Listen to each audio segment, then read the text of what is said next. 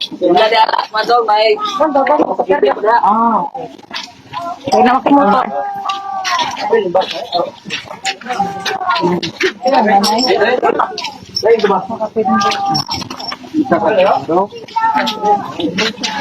Sa ngalan ni Ginoong Jesucristo, giayo mo ang dili kalakaw. Giayo mo ang dili kakita. Giayo mo ang mga patay. Ikaw mang nagasugo ka nako. Igo lamang akong nangalihag nanganipo sa tumang pagpaubos. Hari sa tanang hari, Ginoo sa tanang Ginoo, labing gamanang Dios Amahan, Diyos Radamaton, Lukan ni Lucifer. Itawagan ako ang 21 kabalaang mga prinsipados. 13 kabalaang mga doktores. Ang sa imo lingkod. Ngalan ni Ginoong Kristo.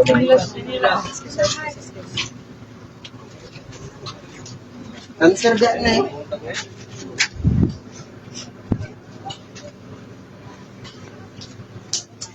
Tapon niya. Na buwan na negi. Biopsy wala.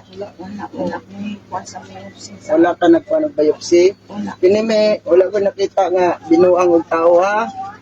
Wala ko nakita nga gikulam, gibarang, na elementuhan. Duha ka klase ang sakit sa tao, spiritual ug material. Ang spiritual nagpasabot ana nga gibarang ka, gikulam ka, nahiluan laygay. Mga spiritual ay kantuhan, pero ang ako nakita sa imo nakita na ko sa stage 3 cancer. Cancer gid ni. Sa tinod lang makalakaw mang ta. Oh, naman ka gitagaan pa naman ka. Sa ngalan ni Ginoong Jesucristo, diayo ka sa imong pagtuumi. Anong nihila ka? Insulti naman mga sa mga nga. Skills mo na lang. Dili wala na, stage 3 na yun eh. Bela ka oh. Tindog, sa ngalan ni Ginoong Jesucristo, gipatindog ta ka, lakaw. Pagdoktor, no? Barog, baklay na. Anong nihilak ka?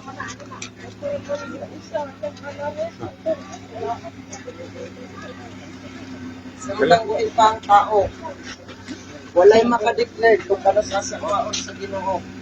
Kapay na kong nila pero ukta ang inyong pagtuo. Anong hilak ka?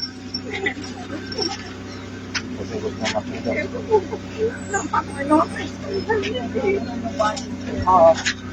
Ayaw hilak mo ha?